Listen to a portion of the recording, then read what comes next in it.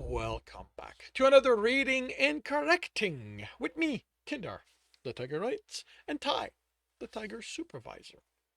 These are where I read my stories and make corrections as I go along. If you want to listen to these live, it's every Tuesday morning, 8 a.m. Eastern Time. Today we are doing chapter 36 of Shattered Salvation. What had he done? The indicator showed the injector was empty. What had he done? The human was talking, but Tristan wasn't listening. He was trying to understand what he'd just done. He'd needed to use the cure. Of course he had to. His life was in danger, and that was unacceptable. He'd inserted the vial, switched the injector on, and then the human was silent. Tristan looked up. Alex was looking at him expectantly. What? He snapped. That was for you. Alex's tone is measured, calm. Yeah, that was for you. Alex's tone was measured, calm, neutral. You think I don't know that? Then why? His tone was demanding. Alex snapped his mouth shut, took a breath, and tried again in a calmer tone. What do you gain by giving me the cure? He didn't know. He had no idea why he'd done it. It had happened so fast. He'd made the decision to inject himself, then he'd use the injector on Alex. Why? It wasn't how things went. He should be cured, not Alex. Alex was still looking, expecting an answer, a reason why Alex had put him first. I'm not here to answer your question. He put menace in his voice, threat, anger. He pointed to the computer. Find me the computer core. I'm fed up with these games. Shut the whole thing down. Everything? Even life support? Tristan felt something dig in his palm. He hadn't lost control of his claws when making a fist since being a child. He leaned in. Wasn't I clear? Everything. His arm shook from keeping himself from hitting Alex. Wait, why wasn't he hitting Alex? Just when Tristan was convinced himself he was going to strike him, Alex turned and sat down to type. Alex opened his hands. The injector was crushed in one, jagged pieces digging in his palm. One had cut him, and some blood had poured through before the wound healed. Tristan flung the pieces aside. I can't do it from here, Alex said. He snapped back to wherever his mind had retreated to. What? He snarled. I thought you could do anything to computers. I can? Alex spoke calmly. If I can reach them. You want me to take over the core, but Baron's made that difficult. I don't care if it's difficult. The only reason I keep you around is to deal with computers. So deal with it. Alex watched him. Tristan saw him make an effort to stay calm, and it infuriated him. He wanted Alex angry. He wanted a reason to hit him over and over for what he'd done to him. Baron has arranged it so the core can only be accessed from a few locations. He knows what a coercionist can do, so he's taken steps to make it more difficult to just come in and take over the ship.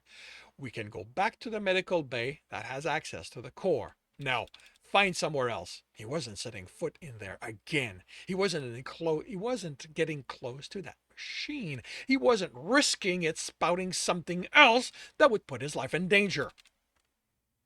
Then we need to go up 3 levels. There's a conference room with access there. Fine. He exited the room and stopped. He sniffed the air. Listen. A large number of people had walked by recently. He could still hear them further down, getting further.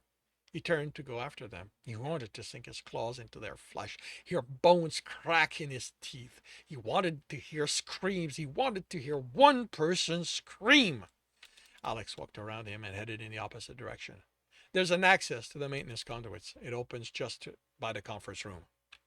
Tristan watched him, but they were in the other direction. He wanted to wrench arms out of bodies. He wanted to hear them scream.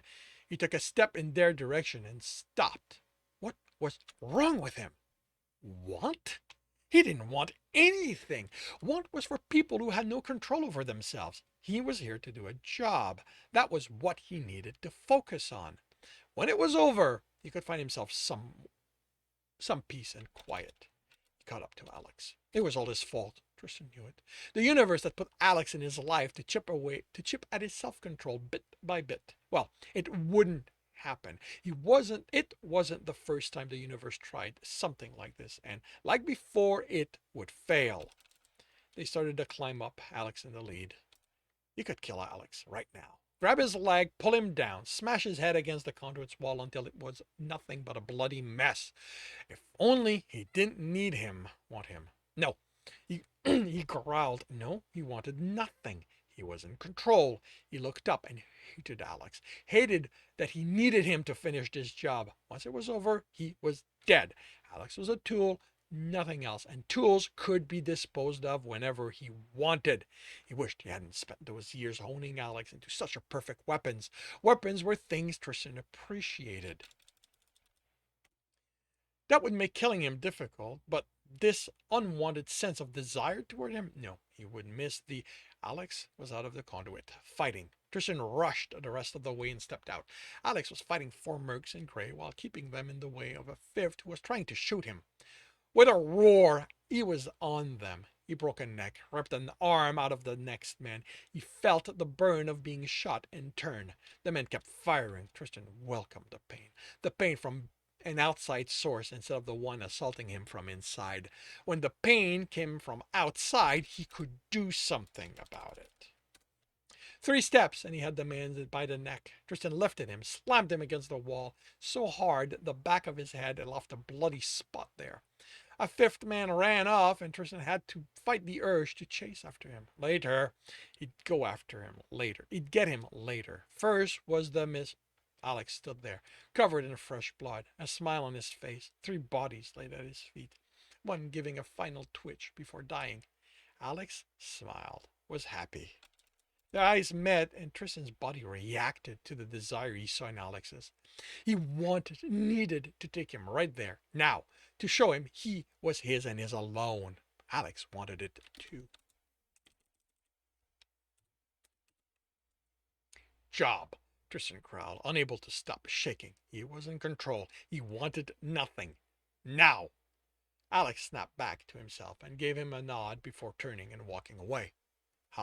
Tristan couldn't move.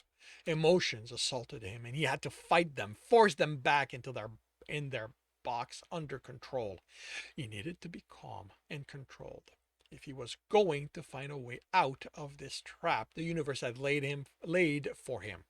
When he stopped shaking, when he had himself under enough control he could think, he stalked after Alex and found Alex in another fight.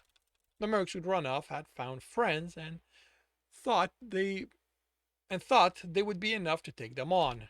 Tristan didn't roar. He didn't make one sound as he ran at them. He just smiled. Tristan was panting hard. His fur was matted with blood, and that would normally be enough to make him want to shower. But right now, all he cared about was Alex, pinned against the wall, and they were almost touching. He was growling, low and deep, looking in Alex's eyes. There was no fear in them. Usually, he wanted him to be afraid. He wanted Alex to remember that his life depended on Tristan's whim, that the moment he ceased to be useful, he'd be discarded. Now, he only wanted. He breathed in Alex's scent, mixed with the blood, and he wanted. He wanted to rip his clothes off of him, bury himself in Alex, bite the back of his neck. With a growl that lacked lust, he pulled himself away, forced the emotion in their boxes. Alex's eyes were unfocused. His smell too fucking desirable. The job, Alex. He hid how little control he seemed to have behind a cold tone. He didn't want Alex to realize the effect he had on him right now. Alex didn't respond. He was waiting for Tristan to take him, and that want battered at Tristan's self-control even harder because he wanted to give him exactly that. Alex, he growled, focus! He tried to apply that to himself. The job was to destroy the virus and get his quarry back to his employer. He brought his quarry's image to mind and felt the anger rise. It was his fault Tristan was in this predicament. He'd released the virus. He tried to kill him. Right, Alex slurred. the job. The smile on his face was one Tristan saw in drunks. Alex looked him looked him over, stopped at his crotch and looked up hopefully, before shaking his head, rubbing his face. He spread more blood over it, and Tristan cursed himself for wanting to lick it off. Alex tapped the door. Behind that, they were guarding it. Tristan ripped the lock off Tristan ripped the lock's cover off, found the correct wires, and opened the door. He didn't bother putting the cover back on. He was done being subtle. Alex headed for the terminal and immediately began typing and talking. The human was lost in this world. In a few minutes, was lost to this world. In a few minutes, he would be so engrossed in his work he wouldn't be aware of a fight happening in this room. Wait, what? Oh, I fixed the wrong thing. This is a comma you want.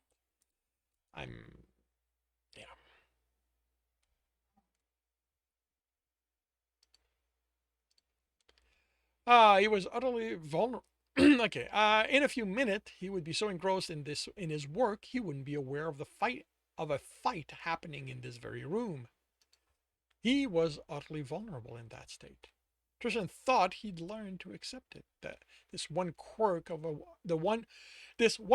his weapon. Every good weapon had some quirk to it. Only now it was one more aggravation he had to deal with, and with Alex being cured, he could die, which meant Alex had to protect him. For the good of the mission, only that. There were no other reasons he needed Alex to live. Absolutely none. How had things gotten to this point? Alex.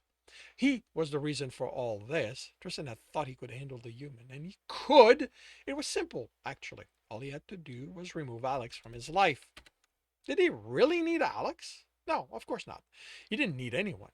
The mission would be more difficult, but difficult was something Tristan could enjoy.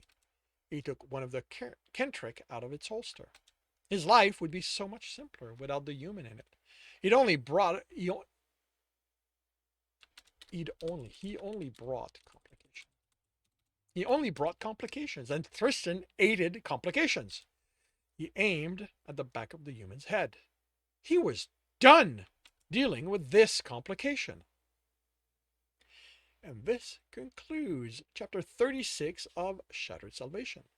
If you are enjoying this, please leave a like. If you want to know when the next chapter will be up, subscribe and hit the bell. If you want to read the book as well as the others in the series, they are available on all major e-retailer. If you want to support me directly, it's on my Patreon, where you can also get access to just about everything I've written. And if you want to listen to these live, it's every Tuesday morning, 8 a.m. Eastern Time on Twitch. The links are in the notes. And with that, I shall wish you a good day.